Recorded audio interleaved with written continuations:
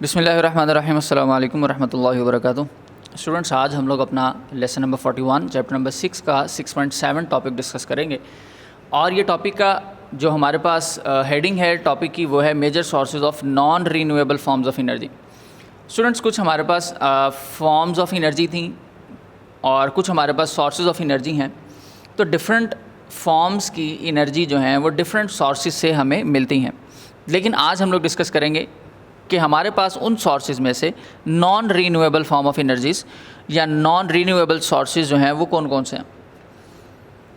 Non renewable से मुराद student हमारे पास ये होगा कि ऐसी एनर्जी जिसको हम दोबारा से रीन्यू नहीं कर सकते, दोबारा से इस्तेमाल नहीं कर सकते अगर हम उसको एक दफ़ा इस्तेमाल कर लें तो सबसे पहले नंबर पे अगर स्टूडेंट हम यहाँ पर देखें कि हमारे पास ऐसी कौन सी टाइप है जिसे हम non renewable form of energy के अंदर कंसिडर कर सकते हैं, तो स्टूडेंट आती हैं हमारे पास मोस्टली हाइड्रोकार्बन्स वाली। हाइड्रोकार्बन्स के अंदर स्टूडेंट हमारे पास डिफरेंट कैटेगरीज़ हैं, जैसे कि प्लांट्स हाइड्रोकार्बन से बने हैं, एनिमल्स हाइड्रोकार्बन से मिलकर बने हैं, और ह्यूमन बीइंग्स जो हैं ये भी हाइड्रोकार्बन से मिलकर बने हैं। इसी तरह कोल के अलावा स्टूडेंट आपके पास आपका फ्यूल जैसे कि पेट्रोल वगैरह ये सारे हाइड्रोकार्बन से मिलकर बनते हैं।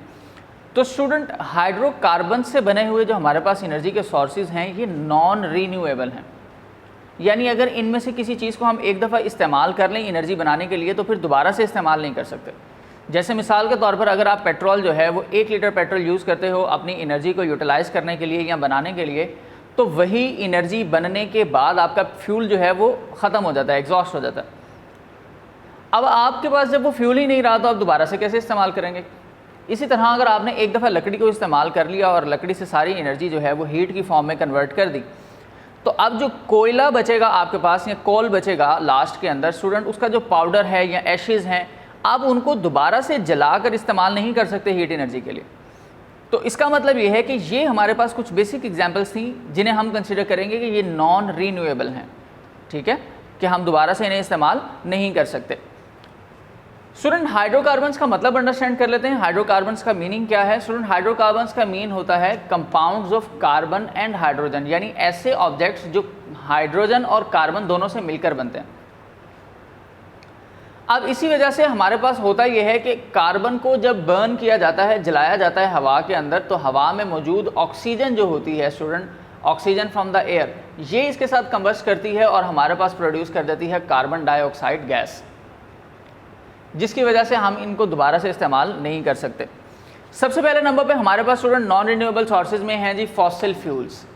फॉसिल फ्यूल्स कौन कौन से हैं? कुछ एग्जांपल्स मैंने ऑलरेडी आपके साथ शेयर कर ली। For example we use fossil fuels such as coal, oil and gas to heat our houses and run industry and transport, यानी डिफरेंट पर्पजेज़ के लिए ये डिफरेंट एनर्जीज यूज़ की जा रही हैं। और ये तमाम के तमाम फॉसिल फ्यूल्स हाइड्रोकार्बन्स होते हैं। और हाइड्रोकार्बन्स का रिएक्शन कैसे होता है इन द प्रेजेंस ऑफ एयर, ये मैंने आपके साथ शेयर कर लिया। यहाँ पर स्टूडेंट एक और इम्पॉर्टेंट चीज़ देखें कि हमारे पास जो इसका रिएक्शन हो रहा है ये रिएक्शन केमिकल रिएक्शन है। तो केमिकल रिएक्शन का प्रोसीजर क्या है इसको भी हम देख लेते हैं। हमारे पास एक इक्वेशन मिलती है फॉर एग्जाम्पल कि हमारे पास जब हम बर्न करते हैं अपने फॉसिल फ्यूल्स को यानी हाइड्रोकार्बन्स को in the presence of air, तो हमारे पास hydrogen becomes hydrogen oxide and called water. ये हाइड्रोजन ऑक्साइड जो है वो कन्वर्ट होकर वाटर में हमें कन्वर्ट कर देती है हमारे ऑब्जेक्ट्स को। अब ये वाटर जो है ज़रूरी नहीं कि चीज़ें जलने के बाद पानी की फॉर्म के अंदर पानी वहाँ पर मौजूद रहे। जब हमारे पास हीट होती है तो हीट हमारे इस वाटर को वेपर्स में कन्वर्ट करके इवेपोरेट भी कर देता है। While energy is release as heat release होती है। इन केस ऑफ कोल हम एक एग्जाम्पल डिस्कस कर रहे हैं कि हमारे पास किस तरह से हमारे पास जो है ये प्रोसीजर होता है। तो carbon plus oxygen carbon dioxide बना देंगे और हीट एनर्जी मिलेगी। Hydrocarbon plus oxygen carbon dioxide मिलेगी और वाटर मिलेगी और प्लस हीट एनर्जी मिलेगी। तो हमारे पास जब हम अपनी एनर्जी को फॉसिल फ्यूल्स की मदद से यूज़ कर रहे होते हैं तो हमारे पास हमें हीट एनर्जी रिक्वायर्ड होती है। तो कार्बन डाइऑक्साइड भी वेपोरेट होगी जो हमारे काम की नहीं थी, वाटर भी हमारे काम का नहीं था। यहाँ पर हमें सिर्फ हीट एनर्जी चाहिए थी जिसको हम यूज़ कर लेते हैं। दूसरे नंबर पर स्टूडेंट कि हम इनको नॉन रिन्यूएबल फर्दर कहते क्यों हैं, इसकी भी जो लॉजिक है वो आपको आपके इस लास्ट पैराग्राफ में मिल जाती है। और यहाँ पर ये आपको डिस्क्राइब करते हैं कि बहुत ही ज़्यादा साल स्टूडेंट यहाँ वर्ड यूज़ किया गया है millions of years, millions of years. Million, 1 million से मुराद होता है 10 लाख, तो 1 million is equal to 10 lakh. तो यहाँ कहा जा रहा है मिलियंस, इसका मतलब है कि कई लाख। अब कितनी क्वांटिटी है हम अंदाज़ा नहीं कर सकते, कम भी हो सकते हैं, ज़्यादा भी। तो मिलियंस ऑफ ईयर्स के बहुत ज़्यादा, कई लाख साल जो हैं वो लग जाते हैं हमारे फॉसिल फ्यूल्स को बनने में, in the formation of fossil fuels. So that's why they are non as non renewable resources. अब ये हम इसके यूजेस के बारे में अगर बात करें तो ये किस तरह से यूज़ किया जाता है, लिखा जी we are using fossil fuels at a very fast rate, their use is increase day by day to meet our energy needs. हमारी ज़रूरियात को पूरा करने के लिए रोज़ाना से रोज़ाना जो है वो इन फॉसिल फ्यूल्स का बहुत ज़्यादा इस्तेमाल किया जा रहा है। इसका मतलब ये है कि हमारे पास जो एनर्जी थी वो बन बहुत ज़्यादा लेट रही है। जैसे उसने कहा ना कि millions of years it takes, तो बनने में तो बहुत ज़्यादा साल लग रहे हैं, लाखों साल लग रहे हैं, लेकिन इस्तेमाल के लिए हम फ़ौरन जो है वो suddenly with in a few minutes और फ्यू आवर्स हम बहुत ज़्यादा एनर्जी की कंजप्शन कर रहे होते हैं। तो उनको पूरा करने के लिए फिर हम फॉसिल फ्यूल्स को भी इस्तेमाल बहुत ज़्यादा करते हैं। तो इसका मतलब ये है कि हमारे पास इनपुट और आउटपुट का रेट डिफरेंट आ रहा है। तो अब यहाँ पर फर्दर क्या कहते हैं, कहते हैं if we continue to use them at the present rate, और जिस स्पीड से आज के दौर में हम इनको इस्तेमाल कर रहे हैं, अगर ऐसे ही इस्तेमाल करते रहना चाहते हैं तो या इसी तरह इस्तेमाल करते रहे तो they will soon be exhausted. तो हो सकता है कि ये सारे के सारे ख़त्म हो जाएं। Once their supply is exhausted the world would face the serious energy crisis. और अगर एक दफ़ा ये सारी की सारी चीज़ें ख़त्म हो गई तो फिर आपकी इस वर्ल्ड को बहुत ज़्यादा सीरियस और ख़तरनाक किस्म के एनर्जी के जो नुकसानात हैं या एनर्जी की क्राइसिस हैं उनको फेस करना पड़ेगा, और ये आपके लिए बहुत ही ज़्यादा मुश्किल है। यानी फॉर एग्ज़ाम्पल कि अगर आपके पास इस दुनिया के अंदर से तेल ही ख़त्म हो जाए, फ्यूल ख़त्म हो जाए, पेट्रोल वगैरह, डीजल, क्रूड ऑयल, तो समझ लें कि आपकी बहुत ज़्यादा मैक्सिमम इंडस्ट्री जो है वो स्टॉप हो जाएगी।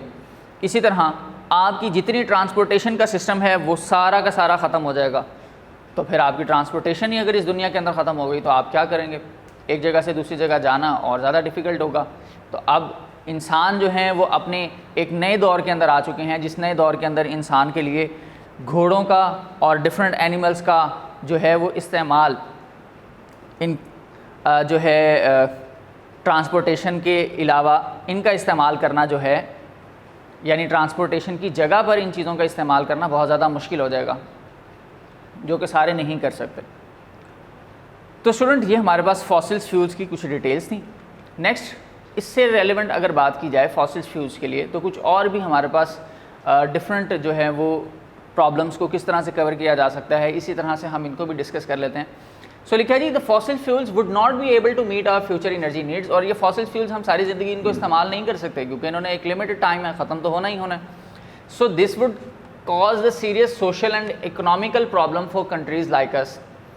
और ये इसी तरह से हमारे बहुत ज़्यादा सीरियस किस्म के जो हैं वो सोशल यानी मुआशी तौर पर भी और माशरती तौर पर दोनों तरह से इकनॉमिकल प्रॉब्लम्स के लिहाज से भी जो है वो ख़राब करेगा, प्रॉब्लम हमें फेस करनी पड़ेंगे।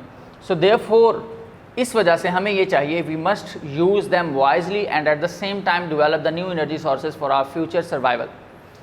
और इसका मतलब ये है कि इसी चीज़ से बचने के लिए इसको अक्ल व शऊर के साथ हमें इस्तेमाल करना चाहिए, और इस अक्ल व शऊर के साथ इस्तेमाल करना चाहिए कि ये हमारे पास ख़त्म भी ना हो, और बजाय इसके कि हम सारे के सारे इनको यानी कि नॉन रीन्यूएबल सोर्सेज को यूज़ करें, हमें चाहिए कि कोई और डिफरेंट टाइप के जो हम सोर्सेज हैं ऐसे कि जो बार बार यूज़ हो सकते हैं, जो ख़त्म नहीं हो सकते, हम उनको इस्तेमाल करें ताकि हमारा फ़ायदा हो सके। इसी तरह से अगर हम बहुत ज़्यादा फॉसिल फ्यूल्स को यूज़ करते भी रहे तो इनकी एक्सटिंक्शन तो है ही है, यानी ख़त्म तो हो ही जाना है, लेकिन प्रॉब्लम यह है कि इसकी इस्तेमाल की वजह से हमारे ऊपर नुकसानात भी बहुत ज़्यादा हो रहे हैं। जैसे कि डिफरेंट हार्मफुल वेस्ट प्रोडक्ट्स जो हैं वो प्रोड्यूस होती हैं, जैसे कि carbon monoxide and other harmful gases, जो कि हमारे इन्वायरमेंट को पोल्यूट कर रही हैं बहुत ज़्यादा तेज़ी के साथ। और ये इन्वायरमेंट की जो पोल्यूशन है स्टूडेंट, ये बहुत ज़्यादा नुकसानदेह भी है। जैसे कि आपको डिफरेंट बीमारियाँ पैदा हो सकती हैं, यानी कि आप ये देख सकते हैं कुछ बीमारी और डिसीज़ यहाँ पर मेंशन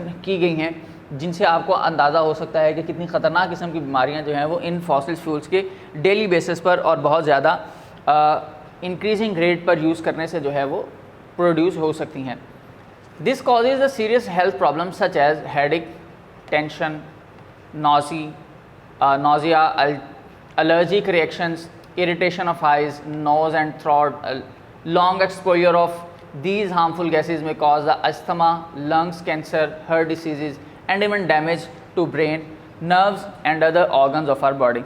यानी जिस्म के तकरीबन हर हिस्से की बात ही कर दी गई है कि हमारे जिस्म के हर आज़ा और हर डिफरेंट जो पार्ट्स हैं या ऑर्गन्स हैं वो डैमेज हो सकते हैं।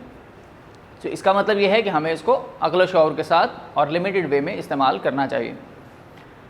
स्टूडेंट, सेकंड हमारे पास non renewable source of energy के अंदर आता है न्यूक्लियर फ्यूल। न्यूक्लियर फ्यूल के अंदर हमारे पास कुछ